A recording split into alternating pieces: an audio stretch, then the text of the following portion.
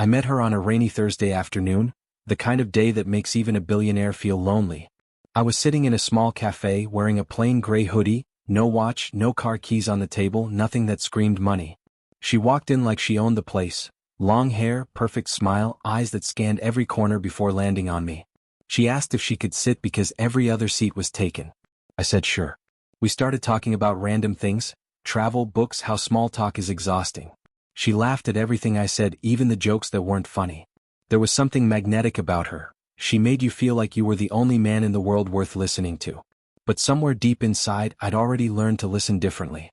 I wasn't just hearing words, I was studying intent. I'd been rich once. Too rich for my own good. My last relationship had ended the day I lost access to my trust fund for a few months, and that lesson cut deeper than any heartbreak. That's when I made a quiet promise to myself. The next woman who fell in love with me would fall for me, not my money. So, I did what any broken-hearted man with too much pride would do. I disappeared. Sold the mansion, moved into a small apartment downtown, drove an old pickup, and started over as the man I would have been if money never existed. When she asked what I did for a living, I said, "I'm figuring life out." She smiled. "That's brave," she said. Most people would have walked away after that line. But not her. She leaned in, curious. That was the first sign that maybe she was different. Weeks passed. We met every day, sometimes at the same cafe, sometimes walking along the pier with cheap coffee and big dreams. She told me she'd been through a lot. Exes who cheated, jobs that drained her soul, nights she cried herself to sleep. I listened, offered comfort, but never mentioned my past. She called me her safe place.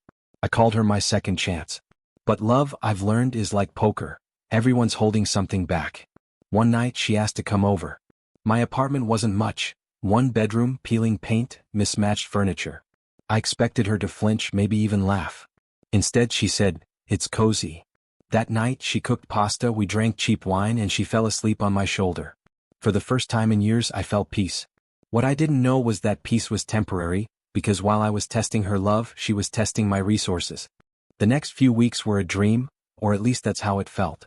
She'd started staying over more often, leaving her perfume on my pillow and her toothbrush in my bathroom. We'd wake up late, talk about nonsense, and pretend the world outside didn't exist. She'd make jokes about how broke we both were, but I noticed little things. The way her eyes lingered on expensive cars, or how she mentioned wanting stability more often than love. At first I brushed it off. Maybe it was my paranoia. Maybe the scars from my past were still fresh. But then came the small tests, the ones women don't even realize they're giving. One night we walked past a jewelry store.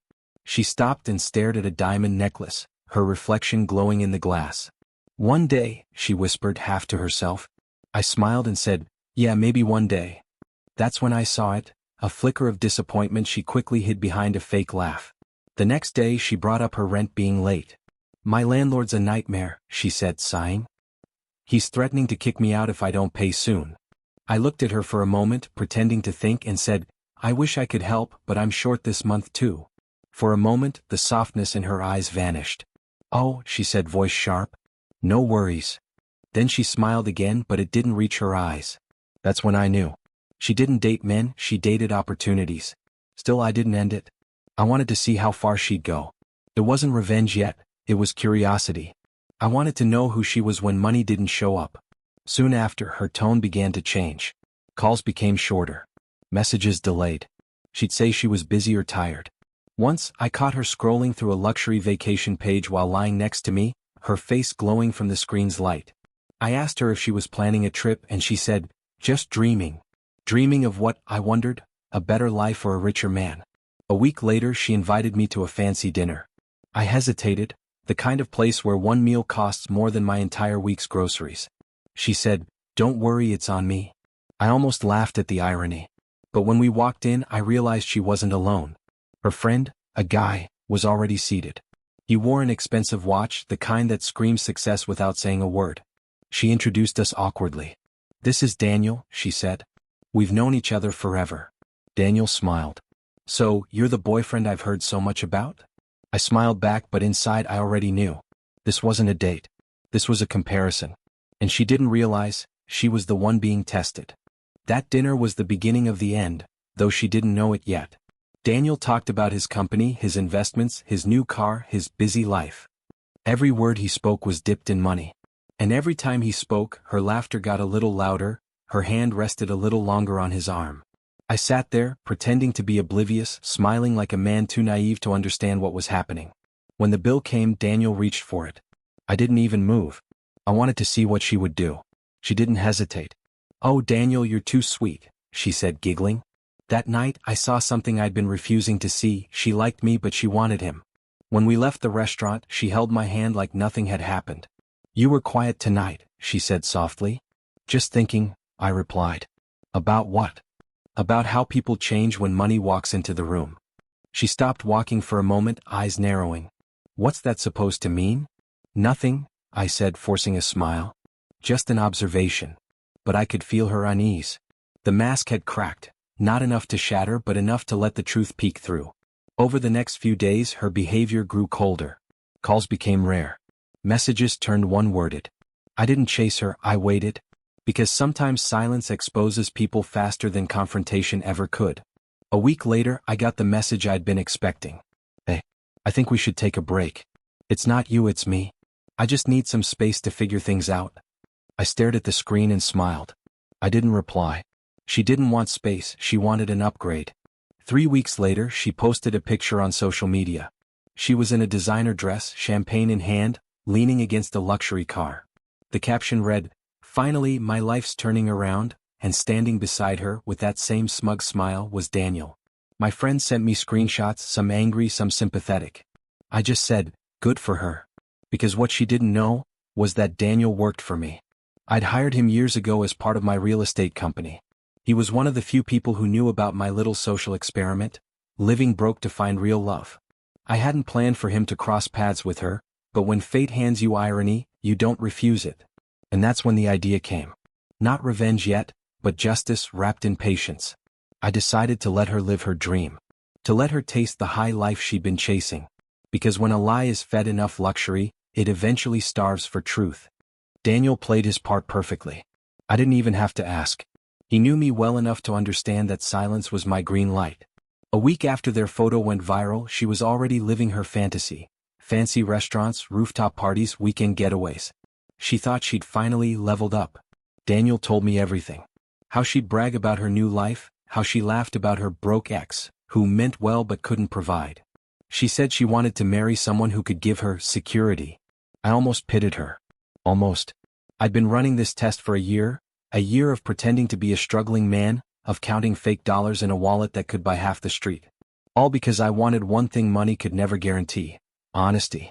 But now I had a front row seat to the truth. After 2 months, Daniel called me.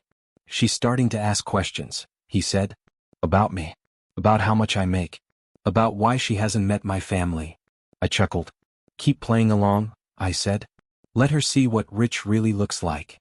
He invited her to one of my penthouses, though she thought it was his. A 20th floor apartment overlooking the skyline, modern art on the walls, piano by the window. She walked in wide-eyed, spinning slowly like a kid in a candy store. "This is beautiful," she whispered. Daniel smiled. "Glad you like it. It's one of my boss's places." She froze. "Your boss?" "Yeah," he said casually. "You might have seen him before." That's when I walked in. She turned, the color draining from her face. I stood there, same plain hoodie, same calm eyes. For a second she thought it was a coincidence.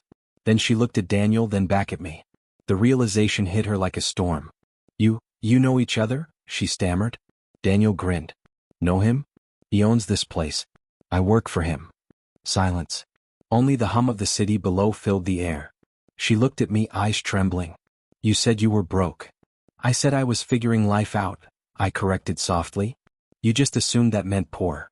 She opened her mouth, but no words came out. Her mind was spinning, trying to rewrite the past year into something that made sense. But the truth doesn't bend, it breaks people in silence. "I wanted to see who would love me without money," I said. "Turns out it wasn't you." Tears welled in her eyes. "I did love you," she whispered, almost believing it. I shook my head gently. "No. You loved what you thought I could give you. Not who I was when I had nothing." She stood there frozen, mascara streaking down her cheeks, surrounded by the kind of wealth she'd always dreamed of, but now it felt like a prison made of mirrors. And that was the moment she realized. The man she used had been watching all along. She didn't speak for a long time. just stood there, staring at me as if the floor had disappeared beneath her. I could see the storm in her eyes, confusion, shame, anger, all swirling together. I didn't move. I wanted her to feel every second of it. Finally, she whispered, "So, this was a game to you?" I smiled faintly. "No. It was a lesson. You just failed it." She took a step forward, voice trembling. "You lied to me. You pretended to be someone else. That's manipulation." I nodded slowly. "Maybe it is. But you didn't love me either, did you? You pretended too, only your lie had a price tag." She looked away, clutching her purse like it could protect her. "You don't understand," she said. "I've struggled all my life. I just wanted someone stable, someone who wouldn't make me worry every month about rent or bills." I sighed. Stability is fine. Gold digging isn't. The truth hit her harder than any insult could. Daniel quietly excused himself and left, giving us space. She sat down on the edge of the couch, staring at her reflection in the glass window, city lights flickering behind her. "I thought I finally found someone different," she said quietly. "You did," I said. "But you never took the time to know him." She turned to me, desperate now. "I can explain." I raised a hand gently. "Don't. Explanations are for misunderstandings. What you did was calculation." Silence filled the room. Outside, the world kept moving, cars honking, people laughing, the city alive, but inside everything felt still. I walked toward the door. "You should go," I said. She stood slowly, her voice breaking. "You're just going to throw me out like that?" I looked at her one last time. "No," I said softly. "I'm setting you free. From the man you thought had nothing, and from the illusion that money can replace love." She took a shaky breath and walked past me. At the door, she paused like she wanted to turn around to say something that could erase everything. But she didn't. The door closed behind her with a quiet click, and that sound, that small sound, felt louder than thunder. When she was gone, I sat down, staring at the glass of wine she'd left half-finished on the table. The lipstick mark on the rim looked almost poetic, beautiful but stained. That night, I didn't feel victorious. I felt empty. Because revenge might taste sweet in stories, but in real life, it's just cold and quiet. And yet, somewhere deep down, I knew she hadn't learned her lesson yet. Not completely. Because karma, like me, was patient. Weeks passed. I didn't hear from her again. No messages, no calls, not even a late-night "I miss you" text. I figured she'd moved on, probably back with Daniel or maybe someone richer. That's what people like her did. They chased comfort, not connection. But life has a strange way of looping back. One morning, I was in my office downtown going through some property reports, when my assistant knocked and said, "There's someone here asking to see you. Says it's personal." I looked up, curious. "Who is it?" "She didn't give a name," my assistant said. "But she looks nervous." I already knew. When she walked in, she looked nothing like the woman I remembered. The glow was gone. Her makeup couldn't hide the exhaustion. The confident smile she used to wear had been replaced by something fragile. "Hi," she said softly, standing by the door like she didn't belong there. I gestured to the chair. "Have a seat." She hesitated, then sat. For a moment, we just sat there in silence, her eyes scanning the office, the awards, the city view behind me. Every inch of the room was a reminder of what she'd walked away from. Finally she spoke. "Daniel left." I leaned back. "I know." Her head snapped up. You know?" "Of course. He told me," I said calmly. "Turns out he's not great at pretending to be in love either." Her eyes filled with tears. "He said he cared about me. But after your little reveal that night, everything changed. He started ignoring me, treating me like I was just nothing." I didn't say anything. I just listened. She looked down, her voice cracking. "I lost my job too. I had to move back with my mom. I don't even know what I'm doing anymore." For the first time, she looked real. No filters, no walls, just a broken person sitting across from me. "Why are you here?" I asked quietly. She wiped her tears. "Because I realized I did love you. Not because of what you had, but because of how I felt when I was with you. I didn't see it before, but I do now." I studied her face. Maybe she was telling the truth. Maybe she wasn't. But the difference was, I no longer cared. "People usually realize what matters after they lose it," I said softly. "But love that depends on loss isn't love, it's guilt." She bit her lip, nodding, but the tears didn't stop. "Please," she whispered. "Can we just start over?" I looked at her for a long time. Part of me wanted to forgive her, the part that still remembered her laugh, her warmth, the quiet nights with cheap wine. But another part of me knew forgiveness wasn't always kindness. Sometimes it was permission for the same pain to return. Finally I said, "No. We can't." Her eyes widened. "Why not?" I sighed. "Because I built my peace on the ruins you left behind. And I'm not ready to lose it again." She sat there, staring at me as if the air had been sucked out of the room. Her lips trembled, but no words came out. The silence stretched between us, heavy and suffocating. For a second I almost felt bad for her, but then I remembered every time she looked at me like I wasn't enough. Every time she measured my worth against a wallet I never showed her. Finally she whispered, "I deserve that." I didn't respond. She took a deep breath, stood up slowly and straightened her dress. "You were right," she said. "I was chasing security. But I didn't realize real security isn't money, it's peace. It's trust." I nodded slightly. "It's good you figured that out." She looked around the office one last time, the mahogany shelves, the quiet ticking of the clock, the window overlooking a city that never stopped moving. "You know," she said with a sad smile, "I used to imagine sitting in a place like this, next to you." "You still can," I said quietly. "Just not as who you were." She hesitated, eyes glistening. "You really won't give me another chance?" I shook my head. "You broke something that doesn't get fixed with apologies. I don't hate you. I just don't trust you." She let out a shaky laugh, almost a sigh. "Then I guess that's my answer." She walked to the door and as her hand touched the handle she stopped. "For what it's worth," she said without turning around, "I hope you find someone who loves you for the man you are, not the world you own." I didn't reply. The door clicked shut and for the second time she was gone, but this time I didn't feel empty. I felt clean. I stood by the window for a long time watching the city below. People rushing to jobs they hated, chasing dreams that probably weren't even theirs. Everyone wanting more, never realizing that more is a trap. Money had always been both my curse and my armor. I'd built walls with it, then tested hearts against it. And though it cost me love, it gave me clarity, the kind no amount of luxury could buy. Over the next few weeks I threw myself into work. Bought another property, signed new clients, but something inside me had shifted. I no longer felt the need to prove anything, not to women, not to the world. One night, I drove past that same little cafe where I first met her. The lights were dim but familiar. I parked, walked in and sat at the same table. The barista recognized me and smiled. "Long time," he said. "Yeah," I murmured. "Feels like a lifetime." I ordered the same cheap coffee. No luxury, no show, just me, the man I had been before all the games. And for the first time in years, it tasted right. Because this time I wasn't pretending to be broke. I was finally free. A few months went by. Life settled into something peaceful, predictable but in the best way. No more pretending, no more tests. I worked, I traveled, I laughed again. But sometimes late at night I'd find myself thinking about her. Not out of longing, just curiosity. Wondering where she was, what she was doing, if she'd really changed. One evening I was at a charity gala, one of those black tie events where everyone smiles too wide and talks too loud. I didn't even want to be there, but my company was sponsoring it, so showing up was part of the job. I was standing near the bar when I heard a familiar laugh. My heart didn't skip, it just paused. I turned around and there she was. Same woman. Different aura. The makeup was lighter, the dress simpler. She looked older, softer somehow, like life had finally humbled her. She was talking to an older woman, probably a donor, helping her with a seat. It took me a moment to realize she wasn't a guest. She was working the event. She saw me before I could decide what to do. For a second she froze, tray in hand, eyes wide. Then slowly she walked over. "Didn't think I'd see you here," she said quietly. "Same," I replied. She smiled faintly. "I work for a nonprofit now. Organize events, raise funds. It's not glamorous, but it's honest work."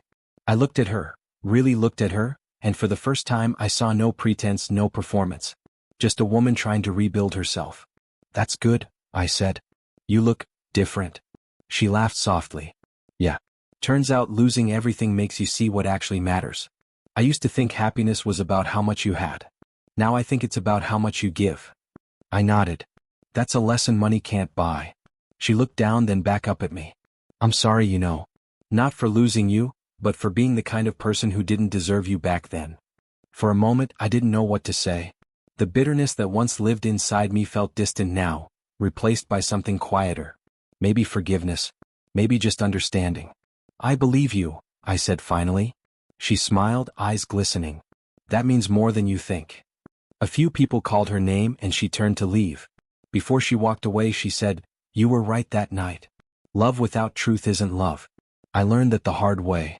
I watched her walk off into the crowd, not in designer heels this time, but in simple flats, her hair tied back, moving with purpose instead of pride. For the first time, I didn't see the woman who used me. I saw the woman who'd finally met herself. And as I looked around that glittering room, surrounded by people wearing masks of success, I realized, maybe she wasn't the only one who'd learned something. I stayed at the gala longer than I'd planned. Not because I wanted to see her again, but because something about that brief encounter left me still. It was strange, almost peaceful, to see a chapter that once burned now lie quiet and closed. There was no anger left, no urge to prove anything. Just a quiet respect for the distance time had built between who we were and who we'd become. Later that night I stepped outside onto the balcony. The city lights stretched out like veins of gold, the noise faint and distant. I took a deep breath and for a while I just stood there, alone but content. I realized then that peace isn't loud. It doesn't announce itself with victory or revenge. It just arrives quietly when you finally stop fighting what's gone. A soft voice interrupted my thoughts. "You still like your solitude, don't you?" I turned and found Daniel standing a few feet away, glass in hand, wearing that same grin. "You," I said half laughing. "Didn't think I'd see you here." He shrugged. "I handle a few sponsorships now. Figured I'd show up." He joined me at the railing. "You saw her, didn't you?" "Yeah," I said. "She's different." He nodded slowly. "She went through hell after everything. But she's doing okay now. I checked up on her a few times. She didn't want money, just advice." That caught me off guard. "Advice?" "Yeah," Daniel said, sipping his drink. "She asked how to start from zero. I told her, start with humility. The rest follows." I smiled faintly. "Good answer." Daniel looked at me curiously. "You ever think about giving her another chance?" I shook my head. "No. Not because I hate her, but because the man she hurt doesn't exist anymore. I've outgrown the version of me that needed that closure." He grinned. "You sound like a monk." "Maybe just a man who finally stopped mistaking pain for passion," I said. We both laughed quietly and for the first time in a long time, it felt genuine. As the night wound down I left early. On the drive home, the streets were half empty, the city quieter than usual. I stopped at a red light and in that still moment, memories flashed. Her laughter, her betrayal, that night in the penthouse. But instead of bitterness I felt gratitude. Because if she hadn't broken me I would have never rebuilt myself. When I got home I poured a drink and sat by the window.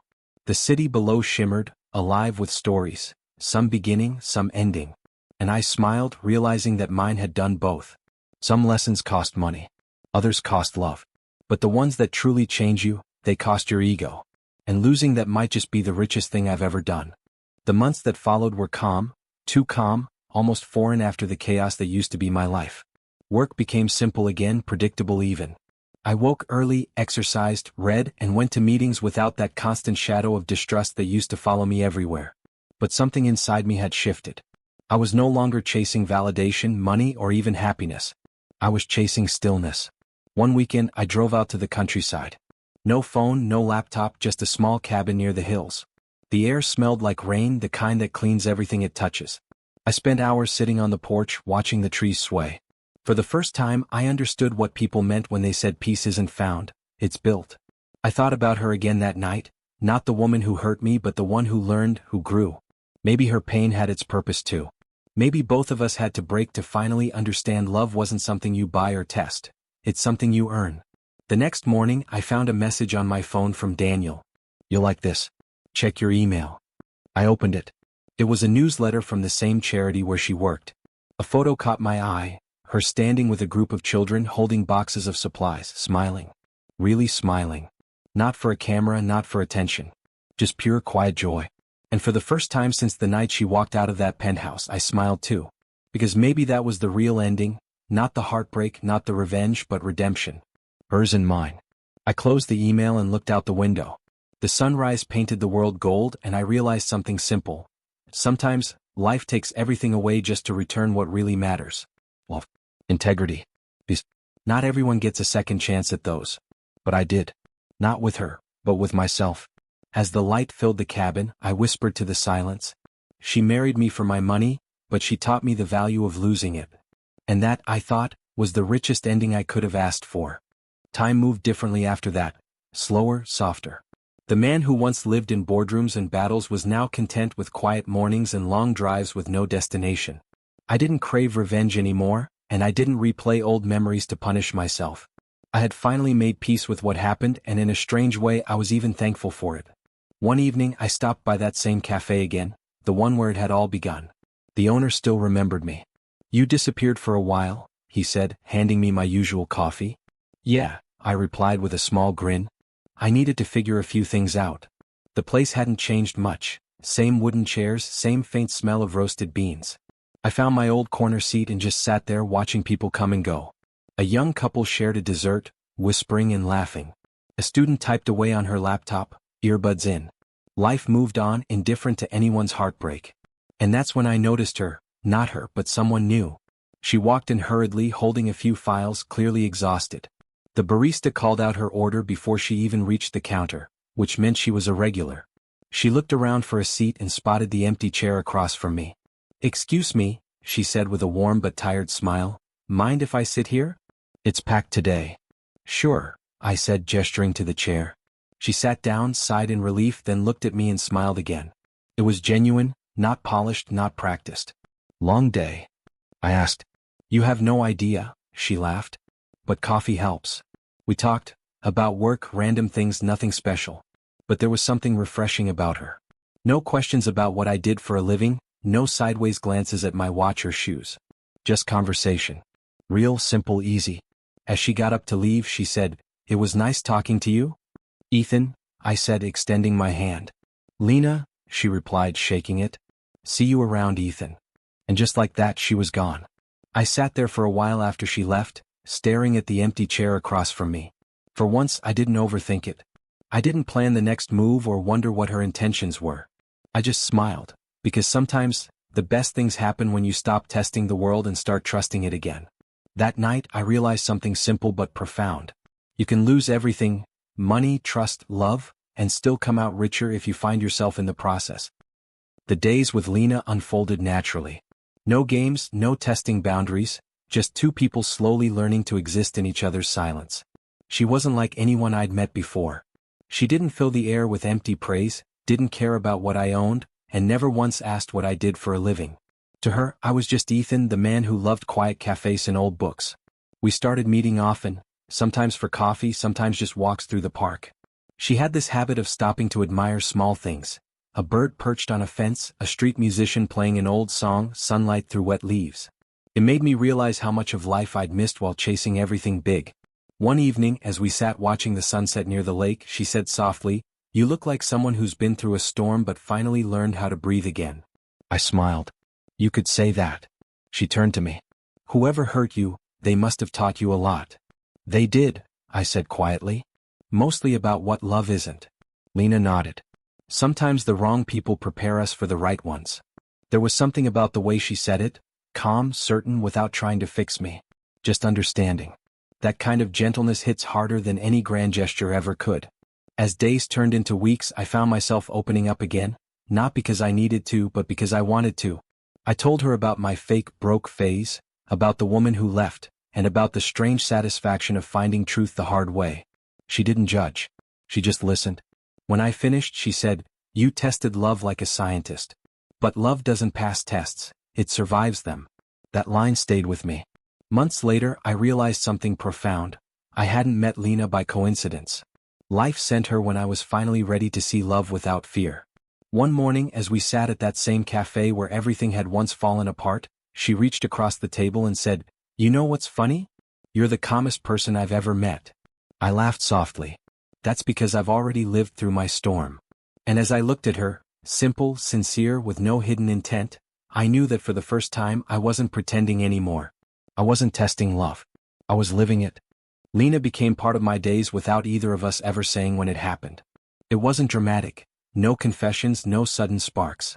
It was the quiet kind of closeness that builds itself when you aren't looking. I'd text her when I was on my way to the cafe, and somehow she'd already be there, waving me over with that easy smile. She'd steal fries from my plate, laugh at the smallest things, and somehow make my world lighter without even trying. One night, we were walking back from dinner, the streets empty and washed with the glow of streetlights. She was talking about her childhood, about how her mom used to say, "Don't chase what runs, just walk steady and it'll meet you halfway." I didn't say anything for a while. I was watching her, the way her hair caught the wind, the way she spoke like life didn't owe her anything. And it hit me, this was what I'd been waiting for. Not perfection. Not excitement. Just peace with a pulse. When we reached her place, she stopped and turned to me. "You're thinking something," she said, smiling. "Yeah," I replied quietly. "That this, whatever this is, it feels real." She nodded. "That's because it is." I don't remember what happened next except that I didn't want to leave. We stood there in that quiet street, neither saying much. And for the first time in years, I didn't feel the urge to control the moment. I just let it be. Later that week, I invited her to see my world, the real one. My office, my team, my name on the building. She looked around, smiled, and said, "So this is what you were hiding?" "Yeah," I said, half laughing. "Did I pass the test?" She looked me in the eye. "You did," she said softly. "Because you didn't make me take one." Something inside me shifted. For the first time, my success didn't feel like armor, it felt like a story I could finally share. That evening as I dropped her home, she kissed me on the cheek and whispered, "I like the man you are when no one's watching." And that's when I knew. Not because of fireworks or fate, but because peace after chaos feels like love wearing honesty. The following months felt like a quiet sunrise after years of storms. Lena and I didn't rush anything, we didn't need to. Some evenings we cooked together, some nights we just sat on the balcony with coffee, saying nothing at all. It was the kind of silence that spoke louder than words ever could. I finally understood that love isn't about finding someone to fill your emptiness. It's about meeting someone when you've learned to live with it. There were days I'd catch myself remembering the past, her voice, her perfume, the lessons that came wrapped in pain. But every time those memories tried to drag me back, I'd look at Lena across the room, hair messy, humming to herself while reading, and I'd feel peace wash over me again. She didn't heal me. She didn't have to. She just made it safe to stay healed. One evening, while we were out for a walk, she asked, "If you could go back and change one thing, would you?" I thought for a long time before answering. "No," I said finally. Because the pain taught me how to love without fear. Without expectations. Without testing someone to prove they care. I wouldn't trade that clarity for anything. She smiled softly. Then maybe everything happened exactly how it was supposed to. We stopped by the old cafe again, sitting at our usual table. The same one where I first met both heartbreak and hope. The air smelled of rain again, just like that first day years ago. Funny how life circles back, not to repeat, but to remind. I looked at Lena and said, "You know, there was a time I thought love had to hurt to be real." She reached across the table and took my hand. "Maybe it just has to last to be real." And in that moment I realized she was right. Love isn't measured by how loud it begins, but by how quietly it stays. That night, when I dropped her home, she turned to me before getting out of the car. "You're not the same man you used to be," she said. "No," I replied with a smile. "I'm the man I was always meant to be." For the first time, those words didn't sound like pride. They sounded like peace. Because I had finally stopped living to prove something to others, and started living to feel something for myself.